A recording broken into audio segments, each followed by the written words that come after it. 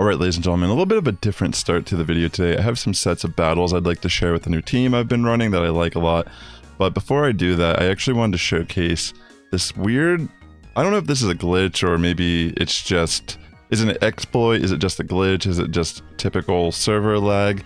But this has happened to me a few times already, and they've all been in very similar scenarios where the match is already pretty much won, but somehow I get kicked out of the battle and I can't actually claim the win, and I'm not really sure if it counts as a win for my opponent or if it's on Niantic's side, Scopely, I don't know who's in control right now, or if this is actually a malicious intent. So I wanted to make this video intro and call to action for my title and thumbnail to maybe generate any type of feedback from the community if you have any insight on this. I have not played Go Battle League actively for a couple seasons, so I'm not sure if there's already something going around and this is just kind of like a byproduct of that. But let me get into it now. Let me just show you the battle. So yeah, I'm trying out this team with Shadow Beedrill as a closer, which I've really enjoyed. And as you can see in this battle, I have a great lead, pretty much wall the Dedenne lead, and then in comes Golisopod, and I have Jellicent, which is also another great wall for this, so I can kind of generate some extra energy and tank all the moves, save all my shields. And from here, as you can tell, they're going to bring in Dedenne. I'm going to throw a Shadow Ball into Dedenne, essentially nuking it at this point, and I'm not really afraid of the Dedenne with this team. That was kind of one of the goals I was making with this team, was I want to be able to just handle this thing if I do run into it. But I did like Beedrill in general as a closer because of how fast it is with Poison Sting now. And yeah, this Annihilate is like the main thing in the back that was like, this could have maybe flipped the match for them. But because I know that I could take that first Rage Fist safely, it pretty much isn't going to matter at this point. And yeah, they end up shielding the X Scissors too, which is like super nice for me. But yeah, I do end up just going for a drill run here, just in case they do decide not to shield. And yeah, they do shield, so I switch in Diggersby. I can get to the Scorching Sands, and then I think I throw the Fire Punch relatively fast after. And yeah, I think they may have been trying to go for a farm down potentially, but it ends up working out in my favor because I can get the Fire Punch off here. And yeah, now the game just completely stops working. I don't know what happened right here. I sat here for a good couple minutes, and you know, at first I thought sometimes when the player just exits out of the game, it essentially delays like timeouts all the turns. Instead of like showing input, it'll kind of wait until the player would technically have an allotted amount of time to actually still do something. So I was thinking, okay, maybe he just like rage quit out. But then I sat there and I'm like, wait, what's going on? Nothing. And obviously this should have just been a guaranteed win at this point. Would have been able to farm down Dedenne. But this has happened to me a couple times, and I mainly wanted to just show this battle isolated at the beginning of this video to kind of just ask you as the viewer, have you seen this happening at all anywhere else? Is this happening to you? This was actually the very first battle I did today. So my phone wasn't warm, my internet's fine, you know what I mean? Like, it's not like I had the app open for an hour straight and my phone was warmed up and heated up or anything. So I honestly am not sure what's going on in this situation. And, you know, I'm going to try to get another free premium pass. It's pretty much all I can really do to alleviate this situation. But yeah, as you can see, this is all sped up as well. And yeah, there you go. I eventually restarted the app, and then the match was lost, of course. So yeah, I just wanted to put that there because it's really annoying, especially if it is something that's malicious from the opponent. You know, I don't want to assume that it is malicious. It's just, I was saying this in my last video because I actually showcased that glitch again in a previous battle. I was saying to everyone, even if it's not malicious, unfortunately, by the timing of it and like the consistency of when it's been happening and how it happens, it does start to feel malicious. So regardless of if it is or not, it's clearly a problem, because if it leaves the player feeling a certain way, which it does make me feel a little irritated, because a lot of these sets where those glitches have happened, they could have been 5-0s for me. I mean, granted, I'm just trying to get back in the groove of Go Battle League, this season and potentially try to push for Legend again.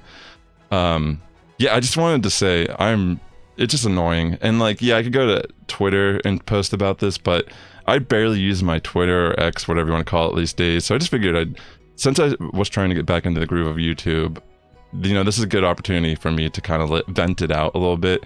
You know, it's annoying, but if there's something here, then maybe it's a good thing I'm talking about it. Honestly, if it's just an isolated thing on my end, then that's what this video can help me understand as well, is maybe it is just I'm on Android, just in case anyone's curious. I have T-Mobile, but I am on Wi-Fi currently.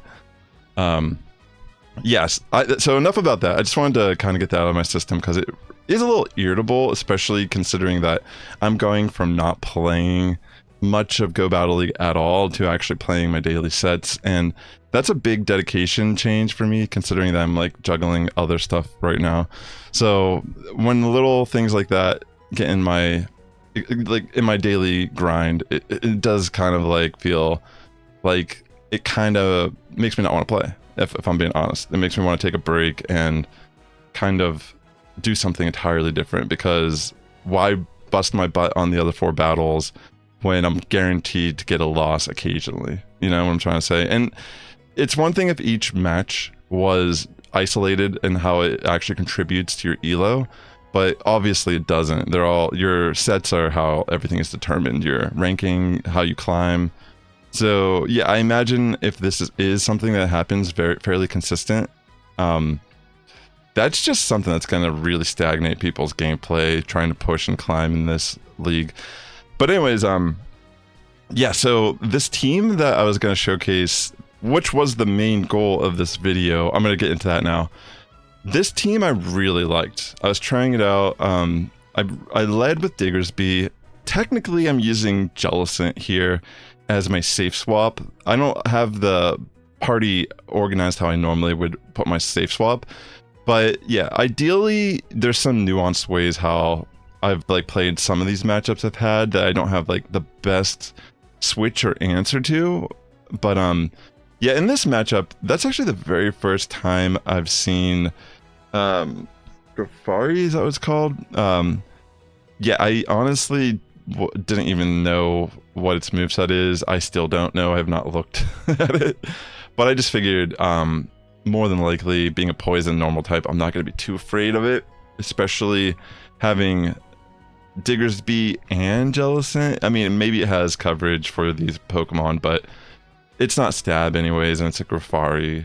Grafari? I can't remember what it's called, but I know in Scarlet and Violet it was a support Pokemon with Prankster, which typically support Pokemon aren't gonna have the greatest offensive stats. So yeah, I don't even know if it did anything actually, but bye.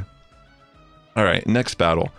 Get the Shadow Golurk lead. I was running this myself and I really liked it, but I also know how frail it is, so I decided to kind of stay in, and they make a really good call here, actually. I think they don't shield this, which I was like, wow.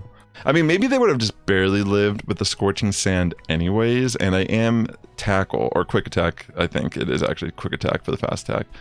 So obviously they're going to resist it, so not a bad decision on their end. They kind of wanted to make that call. In comes Talonflame. Talonflame can be a little annoying for the team. You gotta be careful, but so far, so good. I'm gonna get off the Surf, they shield. I think I'm gonna just take the Brave Bird. And now I'm thinking, you know what? I don't know why I didn't shield here. I guess I was thinking, well, if they... Oh, you know what? Yeah, I messed this up kind of bad, I think. So I probably should have just shielded and traded. I guess I didn't want to have... Wait, hold on. Wait, I didn't have a shield, did I? No, I did, didn't I? I shielded against Golurk here. I don't know. Like, honestly, I kind of feel like I should have just shielded Jellicent. It still maybe would have been a little difficult with the coverage of their team. It's pretty oppressive with the fire types. I thought this was actually pretty clever. I remember facing this person, but yeah, I feel like maybe Jellicent shielding would have been better. Again, they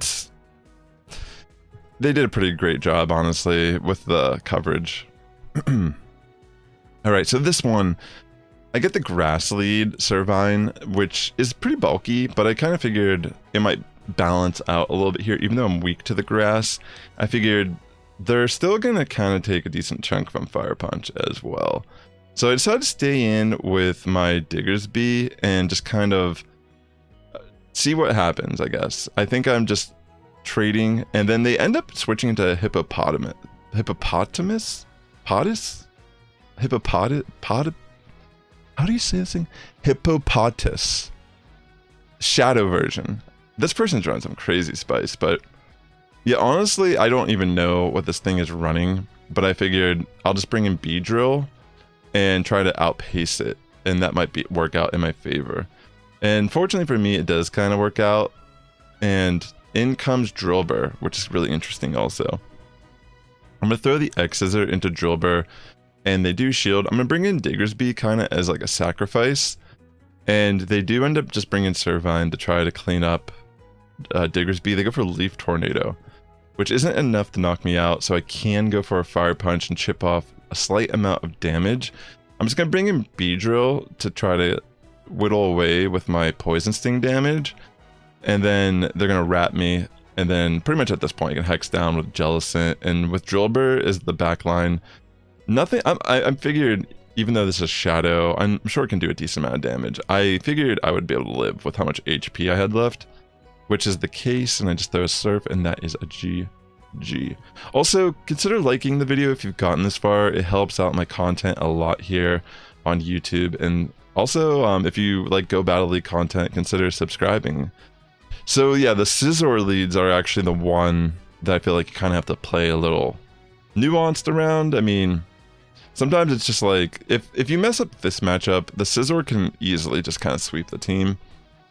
But sometimes they, you know, it depends on what they're running. I've noticed not all of them are running Trailblaze, but if they are running Trailblaze, that's the main move I have to worry about. I can take some Night Slashes to the face. So as you can see there, I traded shields with the Scizor, but I wanted to try to bring in Jellicent knowing that I can resist the Bullet Punch damage. And they end up switching into Dedenne, and I'm going to just let this situation kind of play out how it needs to, being me shield once and just kind of remove Dedenne. Because between all of the charge moves connecting here, I'm able to flip the switch. And at this point, having the one shield, I figured I'll take the Night Slash, I'll switch in Diggersby, kind of sack Diggersby, and my plan here is to bring in Beedrill and hopefully outpace. And they end up having Swampert in the back, which is actually kind of scary. But fortunately for me, double Drill Run will actually be enough. Or no, I think I go for double X-Scissor, actually, excuse me. Double X-Scissor, and I think I just barely outpace the Swampert. Maybe they were trying, when I was playing, it felt like they were over-generating energy, but now that I'm watching that, maybe Beedrill is just slightly faster. I don't know, like I'd have to look at it on PvPoke or break it down a little bit more, but yeah, I got really fortunate with that situation. Beedrill having Poison Sting is actually insanely good. I mean, before it was kind of cool with Poison Jab because you'd be doing some decent damage, but for how fast Poison Sting generates energy, I feel like Beedrill, especially Shadow variant, really benefits from it because X-Scissor plus Drill Run is pretty spammy, having one stab move and one for coverage. It's pretty good. Fortress here, it's not really that much of a threat to me. So obviously I'm just going to stay in. I'm not going to shield either. I can just kind of like protect myself by just paying attention to the switch. And in comes Jellicent.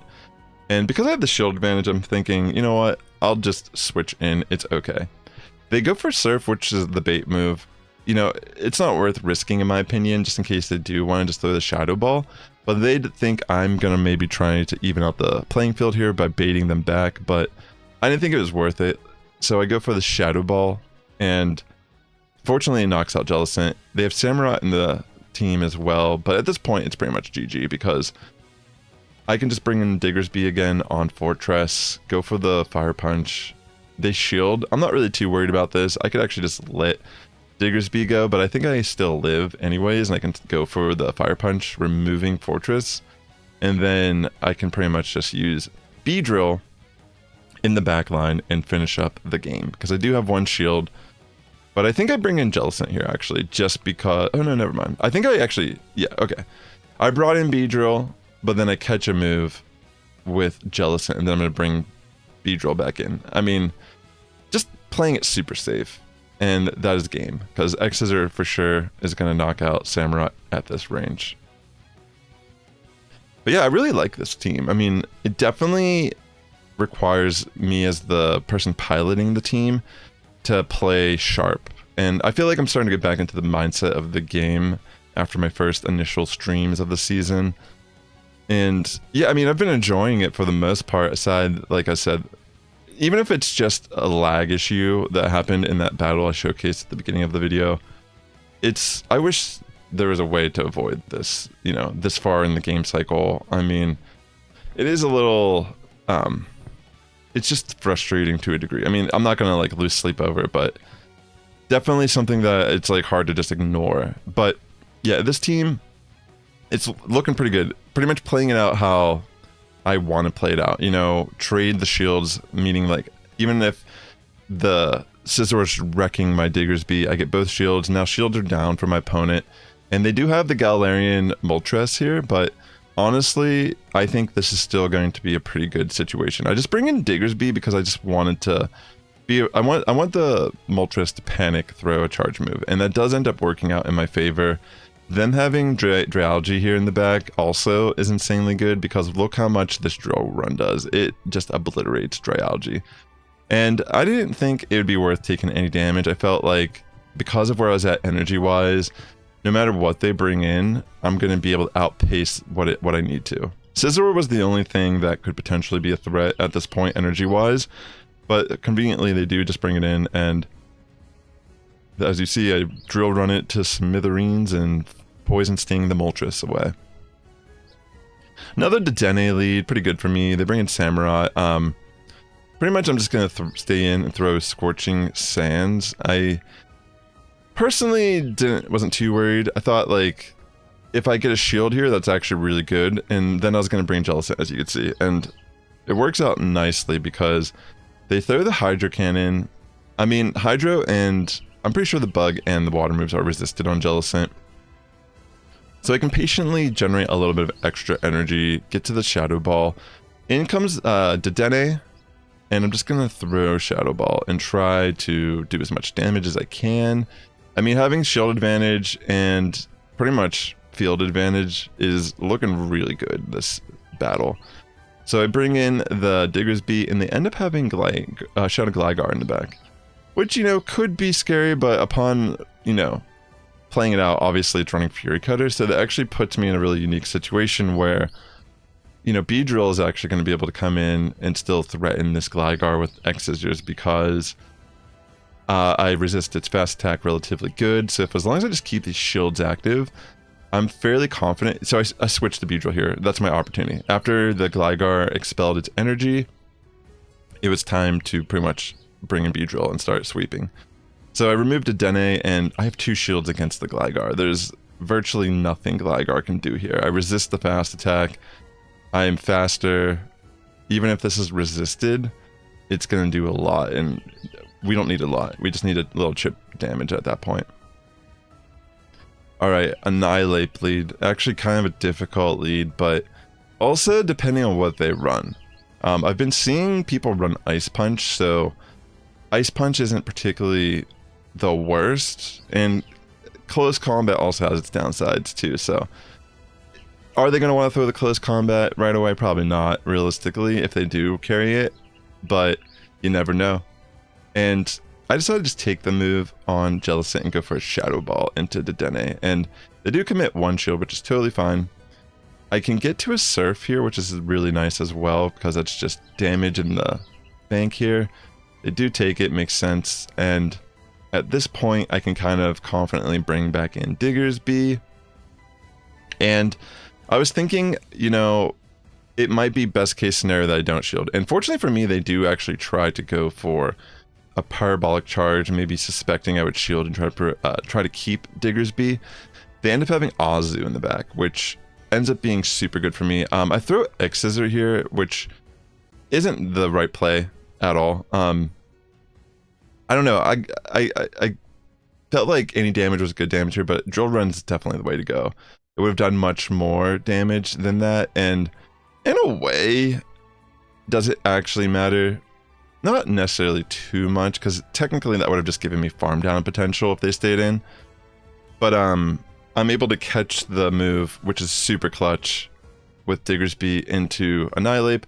They make a good call to just not use their energy, and it doesn't really matter though, because Beedrill will be able to outpace and still get X's off. And at this point, I just figured it probably doesn't matter what happens, because I can farm down the rest of the battle. Even with a defense boost from Dedenne, it's not going to matter. So that is a GG, and that is a 5-0 battle.